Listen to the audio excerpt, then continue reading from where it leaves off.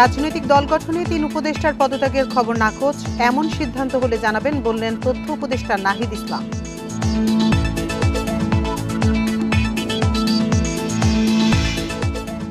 তিতুমির কলেজকে বিশ্ববিদ্যালয়ে রূপান্তরের দাবিতে শিক্ষার্থীদের অবরোধ, মহাখালী গুলশানে যানজটে চরম ভোগান্তি।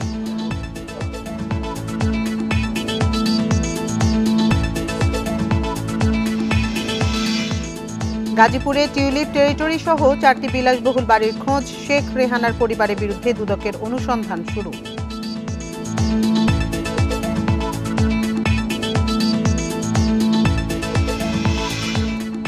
এসআলম গ্রুপের চেয়ারম্যান ও তার পরিবারের ৩৬৮ কোটি টাকার জমি জব্দের নির্দেশ, অন্য জায়গায় স্থানান্তরের আশঙ্কা।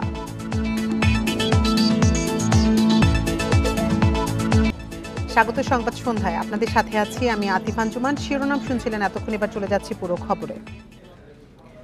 রাজনৈতিক দল গঠনে পদত্যাগ করছেন ৩ উপদেষ্টা, এমন খবর নাকচ করেছেন তথ্য উপদেষ্টা নাহিদ ইসলাম।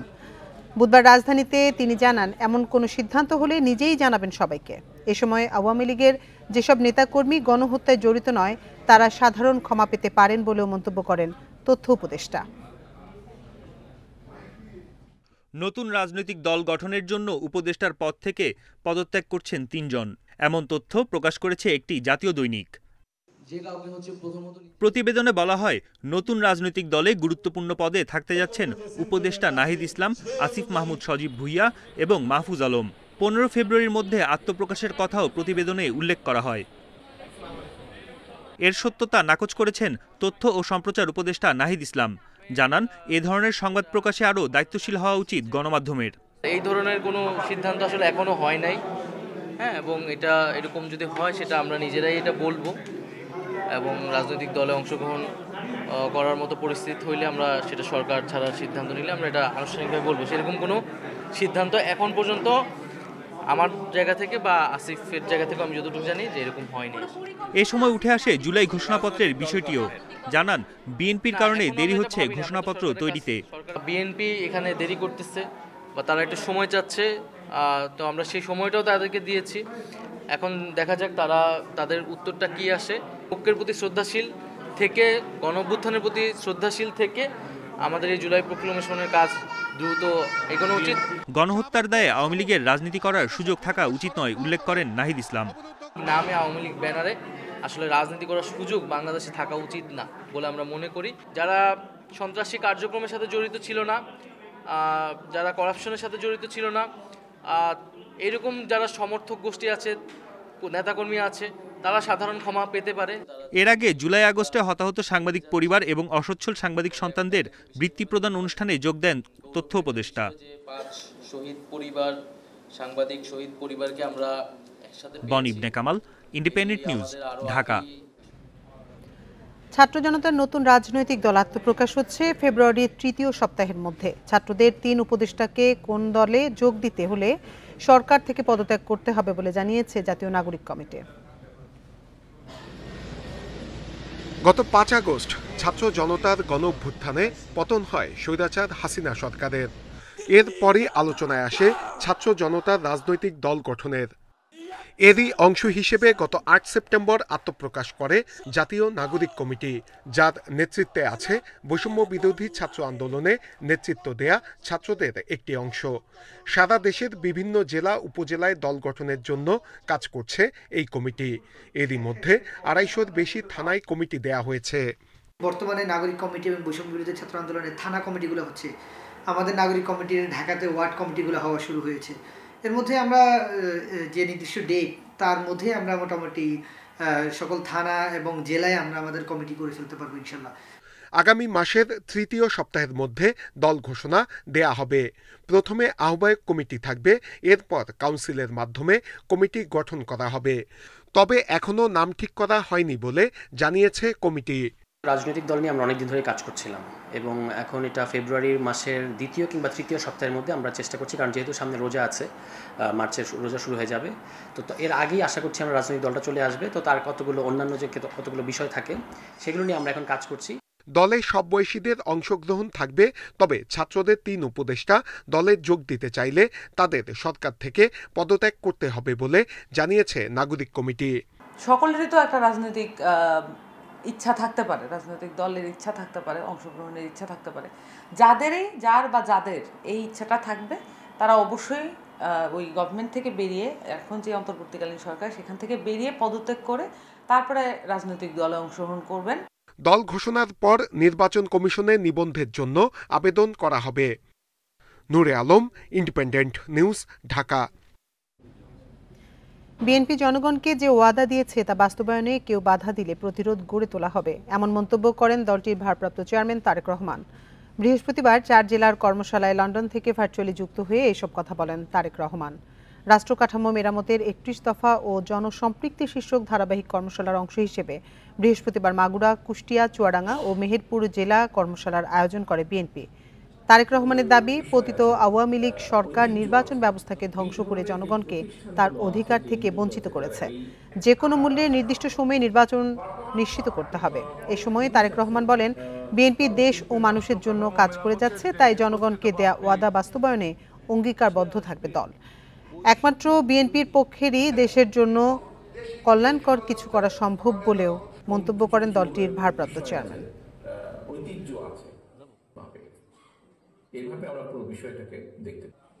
জনগণের পাশে দাঁড়ানোর যে আমাদের শপথ, এই শপথকে লক্ষ্যভ্রষ্ট করার জন্য যদি কেউ এমন কোনো অন্যায় করে থাকে তার বিরুদ্ধে প্রতিবাদ এবং প্রতিরোধ আমরা গড়ে তুলব। সরকারি তিতুমির কলেজকে বিশ্ববিদ্যালয়ে রূপান্তরের দাবিতে আজও মহাখালীতে অনশন ও সড়ক অবরোধ করেন শিক্ষার্থীরা। এ সময় তাদের তোপের মুখে পড়েন কলেজের অধ্যক্ষ। 7 দফা দাবি আদায় না হওয়া পর্যন্ত আন্দোলন কর্মসূচি চালিয়ে যাওয়ার হুঁশিয়ারি শিক্ষার্থীদের। এদিকে অবরোধের কারণে মহাখালী, গুলশান সহ আশপাশের সড়কে তীব্র যানজট সৃষ্টি হয়। এতে চরম ভোগান্তিতে পড়েন নগরবাসী। বুধবার বিকেল থেকে 6 দফা দাবিতে সরকারি তিতুমির কলেজের শিক্ষার্থীরা কলেজ ক্যাম্পাসের সামনেই অনশন শুরু করেন। দাবি পূরণের বিষয়ে কোনো উদ্যোগ না দেখে বৃহস্পতিবার দুপুরে মহাখালীতে সড়ক অবরোধ করেন তারা।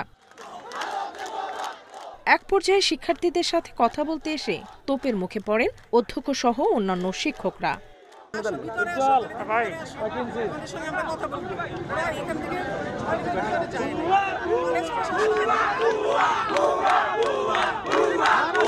শিক্ষার্থীদের অভিযোগ, কলেজ কর্তৃপক্ষের উদাসীনতার কারণে শান্তিপূর্ণ কর্মসূচি বিক্ষোভে রূপ নিয়েছে।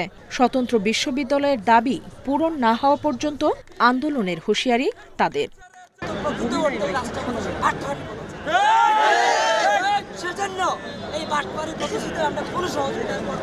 আমাদের তিতুমিরের স্পষ্ট দাবি এবং আমাদের আন্দোলন হচ্ছে তিতুমিরকে আলাদাভাবে স্বতন্ত্র বিশ্ববিদ্যালয় করতে হবে।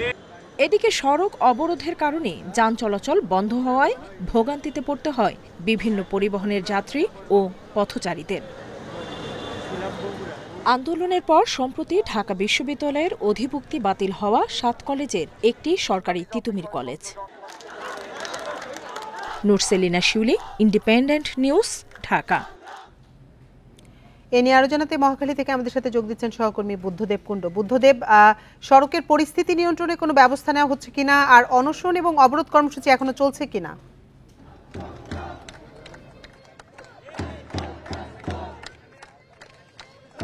তিতুমির কলেজের মূল ফটকের সামনে কিন্তু এখনো বিক্ষোভ করছে।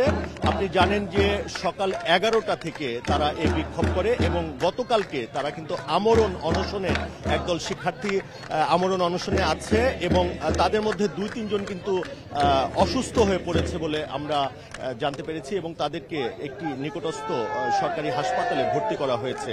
আর এখনো আমি দেখাতে চাই যে এখন শিক্ষার্থীরা এখানে অবস্থান করছেন এবং তাদের যেমনটি বলছিলেন যে 7 দফা দাবির এর অন্যতম হলো পূর্ণাঙ্গ বিশ্ববিদ্যালয় রূপান্তর করতে হবে এবং দ্বিতীয় দাবিটা হলো তাদেরকে 2024-25 শিক্ষাবর্ষ থেকে ভর্তি প্রক্রিয়া শুরু করতে হবে, একাডেমিক ক্যালেন্ডার গঠন করতে হবে, এছাড়া শতভাগ আবাসিক সুবিধা দিতে হবে। যদি না দিতে পারে তাহলে যে খরচটা আছে সেই খরচও কিন্তু তাদেরকে বহন করতে হবে। এছাড়া 2টি সাবজেক্ট, আইন ও সাংবাদিকতা, এই 2টি সাবজেক্ট যুক্ত করতে হবে। আরেকটি বিষয় তারা বলছেন যে এখানে অনেক আগে থেকেই তারা এই আন্দোলন করছেন। এর আগে 7 কলেজের ঢাকা বিশ্ববিদ্যালয়ে অধিভুক্ত ছিল, সেটা এখন বাতিল করা হয়েছে। তারা আর কোনো কারো আন্ডারে থাকতে চায় না, কারো ইয়েতে তাদের শিক্ষা জীবনকে নষ্ট করতে চায় না। তারা বলছেন যে পূর্ণাঙ্গ একটি বিশ্ববিদ্যালয় তাদের দিতে হবে, যতক্ষণ পর্যন্ত না দেওয়া হবে ততক্ষণ পর্যন্ত তারা এই রাজপথ বা তাদের এই অবরোধ প্রত্যাহার করবে না। আমরা একটু আগে যেটা জানতে পেরেছি, শিক্ষা মন্ত্রণালয়ের একদল প্রতিনিধি এই তিতুমির কলেজে আসার একটি খবর আমরা পেয়েছি, যেখানে যুগ্ম সচিব থাকবেন বলে আমাদেরকে নিশ্চিত করেছেন এখানকার একজন। তো এইখানে একদল শিক্ষার্থী যারা আমরণ অনশন ছিল, আপনি জানেন গত কাল থেকে তারা আমরণ অনশন ছিল এবং 24 ঘন্টা আলটিমেটাম দেওয়া হয়েছিল। এর মধ্যে কয়েকজন শিক্ষার্থী অসুস্থ হয়ে পড়েছে এবং তারা যে অসুস্থ হয়েছে এটাও কিন্তু কলেজ কর্তৃপক্ষ কোনো ধরনের তাদের মাথা ব্যথা নেই এমনটি অভিযোগ করছেন এবং সেজন্য কলেজের অধ্যক্ষরও পদত্যাগ দাবি করছেন এখানকার আন্দোলনরত শিক্ষার্থীরা। তবে তাদের এক দফা এক দাবি, বিশ্ববিদ্যালয় রূপান্তর করতে হবে। তার আগে তারা এখানকার অবরোধ প্রত্যাহার করবেন, এমনটি আমাদের জানিয়েছেন আন্দোলনরত শিক্ষার্থীরা। রাজধানী মহাখালী থেকে তিতুমির কলেজের সামনে থেকে জানাচ্ছিলেন আমাদের সহকর্মী বুদ্ধদেব কুণ্ড। গাজীপুরে শেখ রেহানা পরিবারের টিউলিপ টেরিটরি সহ 4 বিলাসবহুল বাংলো বাড়ি বিষয়ে অনুসন্ধানে নেমেছে দুদক। অভিযুক্তদের মধ্যে আছেন শেখ হাসিনার ছোট বোন শেখ রেহানা, তার স্বামী শফিক সিদ্দিক, মেয়ে টিউলিপ সিদ্দিক ও আজমিনা সিদ্দিক, দেবর তারেক সিদ্দিক, তার স্ত্রী শাহিন সিদ্দিক ও মেয়ে বুশরা সিদ্দিক। তবে 5 আগস্টের গণ আন্দোলনে জনরোষে জৌল সারিয়ে এগুলো এখন ভাঙচুর আর আগুনের চিহ্ন বয়ে বেড়াচ্ছে। গাজীপুর সিটি কর্পোরেশনের কানাইয়া এলাকায় টিউলিপস টেরিটরি। বাড়িটি শফিক আহমেদ সিদ্দিকের বলেই পরিচিত, যিনি শেখ রেহানার স্বামী এবং টিউলিপ সিদ্দিক, আজমিরি সিদ্দিক এবং ববি সিদ্দিকির বাবা। এই বাগানবাড়িতে বিশালাকার পুকুর, শানবাঁধানো ঘাট, অভিজাত ডুপ্লেক্স সহ রয়েছে একাধিক বাংলো। শীত মৌসুমে শেখ রেহানার পরিবার আসা যাওয়া করতেন এখানে। ছিল আইনশৃঙ্খলা বাহিনীর আনাগোনা, যা এখন পরিত্যক্ত। আমরা 4 জন আছি, 4 জনের একজন দারোয়ান, আমরা 3 জন এখানে কাজ করি, বাগানে কাজ করি। বাগানে আমাদের বেতন প্রতি মাসে মাসে ওনারা ক্লিয়ার করে দিয়ে দেয় এবং আমরা ওনার প্রতি সপ্তাহে সপ্তাহে ওনাদের সবজি টবজি যা হয় এটি পাঠাই দিই। কন্টিনিউভাবে সাহেব আসতেছিল, তো রাস্তা খারাপের কারণে সাহেব আর আসে না। ভাঙচুর করার কারণে বসার জায়গা না, এখন আসে না। ওনার ছেলে মেয়ে ববি ভাই আসতো, টিউলিপ পাপা আসতো বছরে একবার। গত 5 আগস্টের পর বিক্ষুব্ধ জনতা হামলা চালিয়ে টিউলিপ টেরিটরিতে ভাঙচুর চালায়। স্থানীয়রা জানান, প্রথমে বিরোধপূর্ণ 3 বিঘা জমি দিয়ে বাগানবাড়ি শুরু হলেও ধীরে ধীরে বেড়ে এর আয়তন এখন 30 বিঘার ওপরে। এই জমিনটা এক গ্যাঞ্জামের জমিন, হ্যাঁ নৌকায় ক্ষমতা আছে মতন, পরে হ্যাঁ বাগনিয়ার মামলা আছে, পরে সাপিয়ায় হ্যাঁ জমিনটা সেকেন্ড জামাটায় বিক্রি করছে। বিদ্যুৎ বিল পরিশোধের কপিতে ডক্টর শফিক সিদ্দিকের নাম। এছাড়া শেখ রেহানা ও তার পরিবারের নামে মৌচাকে বাগানবাড়ি, ফাউকাল এলাকায় বাংলো এবং বাঙালগাছ এলাকায় তার দেবর রফিক সিদ্দিকিরও বাগানবাড়ি। গাজীপুরে রেহানা পরিবারের বিপুল সম্পদের উৎসের সন্ধানে নেমেছে দুদক। এ বিষয়ে জেলা প্রশাসক জানিয়েছেন, এসব সম্পদের বিষয় নিয়ে সংশ্লিষ্ট কর্মকর্তা ও রাজস্ব বিভাগ কাজ করছে।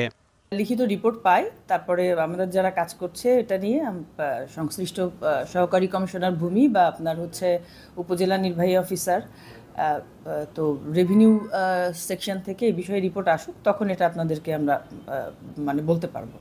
জয়দেবপুর থেকে 15 কিলোমিটার দূরে টিউলিপস টেরিটরি। স্থানীয়দের অভিযোগ, ক্ষমতার অপব্যবহার করে এসব সম্পদ গড়েছে শেখ হাসিনা পরিবার। Independent news. দুদকের আবেদনে এসআলম গ্রুপের সাইফুল আলম ও তার পরিবারের 368 কোটি টাকা মূল্যের জমি জব্দের নির্দেশ দিয়েছে আদালত। দুপুরে ঢাকার মেট্রোপলিটন সিনিয়র স্পেশাল জজ জাকির হোসেন গালিবের আদালত এই আদেশ দেন। দুদকের আইনজীবী জানান, সাইফুল আলম ও তার পরিবারের সদস্যদের বিরুদ্ধে Singapore, British Virgin Island, Cyprus ও অন্যান্য দেশে ডলার পাচারের অভিযোগ অনুসন্ধানকালে অনেক সম্পদের তথ্য পাওয়া যায়। এসব সম্পদ ক্রোক না করা হলে অন্যত্র স্থানান্তরের আশঙ্কা রয়েছে। ক্রোক করা মোট জমির পরিমাণ 58.1646 একর। এসব জমির দাম 368,25,63,হাজার টাকা। এদিকে ইসলামী ব্যাংকের চট্টগ্রামের খাতুনগঞ্জ শাখা থেকে 918 কোটি টাকা আত্মসাতের অভিযোগে এসআলম গ্রুপের চেয়ারম্যানের ছেলেসহ 51 জনের বিরুদ্ধে মামলা করেছে দুদক। দুপুরে দুদকের উপপরিচালক ইয়াসির আরাফাত মামলাটি দায়ের করেন।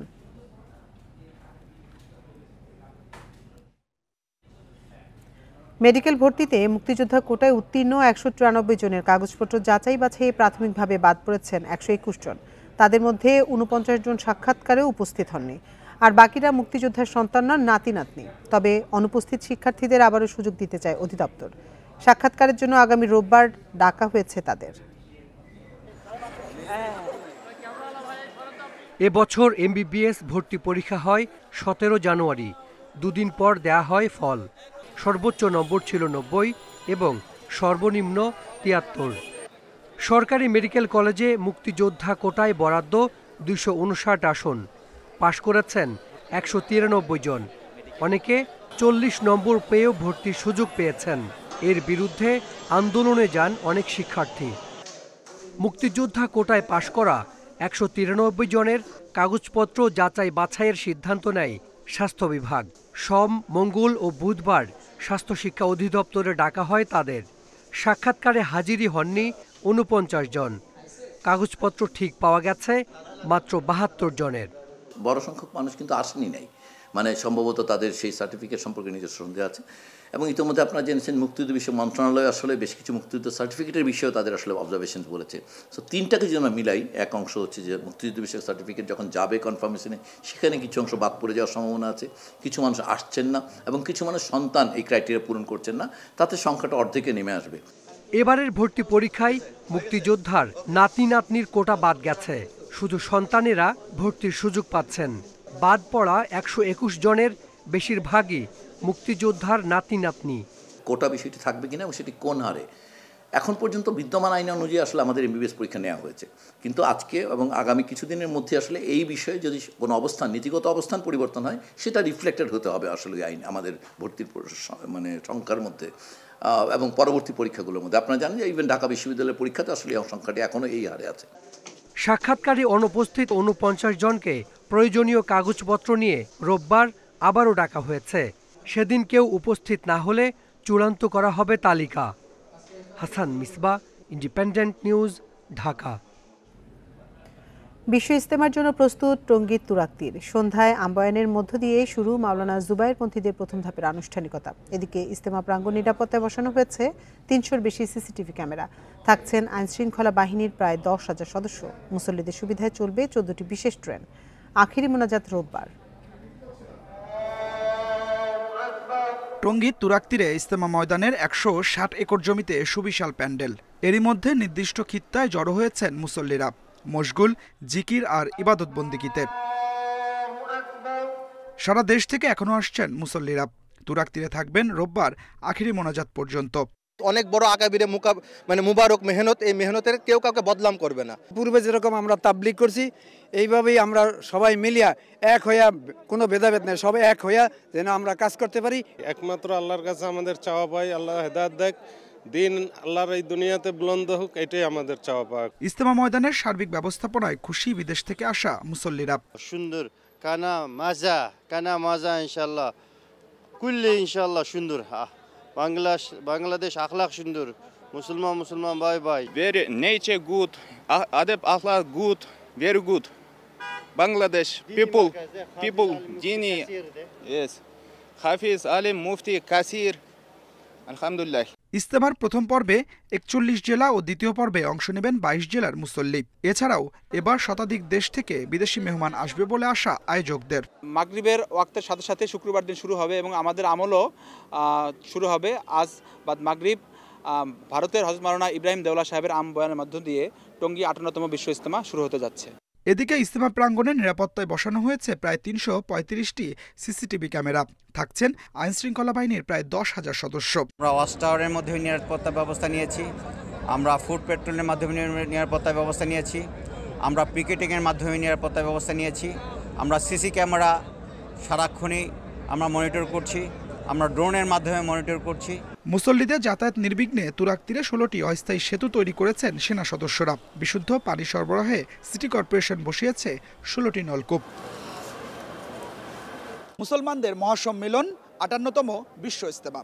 এরই মধ্যে লাখ লাখ মুসল্লি জড়ো হয়েছেন টঙ্গীর তুরাগতীরে। প্রত্যেকের উদ্দেশ্য একটাই, এখানে দেশ বিদেশের আলেমদের কাছ থেকে দ্বীনের শিক্ষা নিয়ে প্রয়োগ করবেন বাস্তব জীবনে। Adilur Rahman, independent news, Tongi, Gazipur. জয়পুরহাটে নারী ফুটবলারদের ম্যাচ বাধাগ্রস্ত করার বিষয়টি সরকার খতিয়ে দেখে ব্যবস্থা নেবে বলে জানিয়েছেন ধর্ম বিষয়ক উপদেষ্টা আফম খালিদ হোসেন। বিকেলে সচিবালয়ে সাংবাদিকদের প্রশ্নের জবাবে তিনি একথা বলেন। তিনি বলেন, সেখানে কোনো রাজনীতি জড়িত আছে কিনা তা খতিয়ে দেখা হবে। এক প্রশ্নের জবাবে জানান, নারী অভিনেত্রীদের প্রোগ্রাম করতে সরকার বাধা দিচ্ছে না, কারা এগুলো করছে তা খতিয়ে দেখতে স্থানীয় প্রশাসন ও আইনশৃঙ্খলা বাহিনীকে বলা হয়েছে। এছাড়া মাজার ও ওরসে হামলা এবং হুমকির তথ্য থাকলে স্বরাষ্ট্র মন্ত্রণালয় থেকে ব্যবস্থা নেওয়ার কথা জানান তিনি।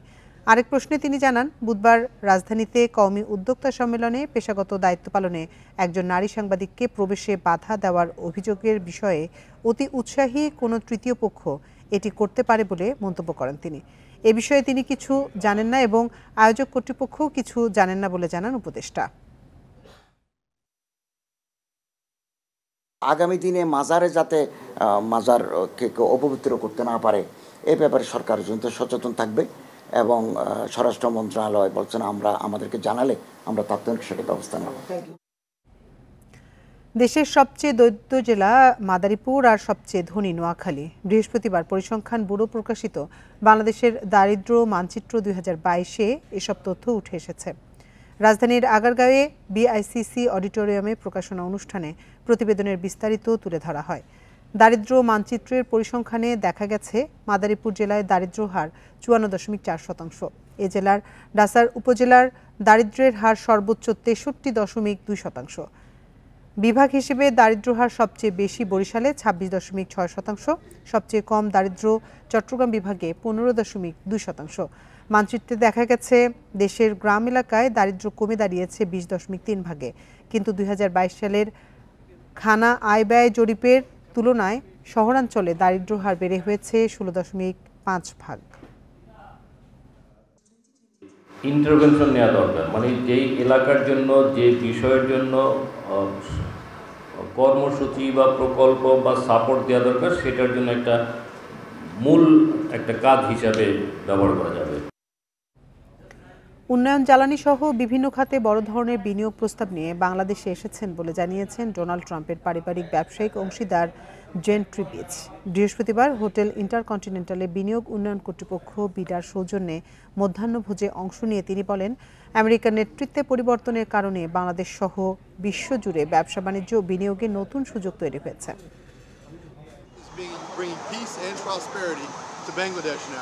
যুক্তরাষ্ট্রের প্রেসিডেন্ট ডোনাল্ড ট্রাম্পের পারিবারিক ব্যবসায়িক অংশীদার জেন্ট্রি বিচ একদিনের সফরে বাংলাদেশে আসেন। সফরের অংশ হিসেবে হোটেল ইন্টারকন্টিনেন্টালে বিনিয়োগ উন্নয়ন কর্তৃপক্ষ বিডার মধ্যাহ্নভোজে অংশ নেন তিনি। অন্তর্বর্তী সরকারের উপদেষ্টা সহ রাজনৈতিক নেতারাও এতে অংশ নেন। এ সময় জেন্ট্রি বিচ জানান, বিভিন্ন খাতে বিনিয়োগের প্রস্তাব দিতে বাংলাদেশে এসেছেন তিনি। বিনিয়োগের উদ্দেশ্যে কিছু প্রস্তাব দিতে আমি বাংলাদেশে এসেছি। আমরা উন্নয়ন খাতে বিনিয়োগ করতে চাই, পাশাপাশি শান্তি ও সমৃদ্ধির বিষয়েও আলোচনা করা হবে। ডোনাল্ড ট্রাম্প আমেরিকার নেতৃত্বে আসায় বাংলাদেশ সহ সারা বিশ্বের ব্যবসা বাণিজ্য ও বিনিয়োগের জন্য সুযোগ তৈরি হয়েছে, যা কাজে লাগাতে চাই। মধ্যাহ্নভোজে অংশ নিয়ে জামাতের নায়েবে আমির জানান, জ্বালানি খাতে বিনিয়োগের আগ্রহ প্রকাশ করেছেন জেন্ট্রি বিচ।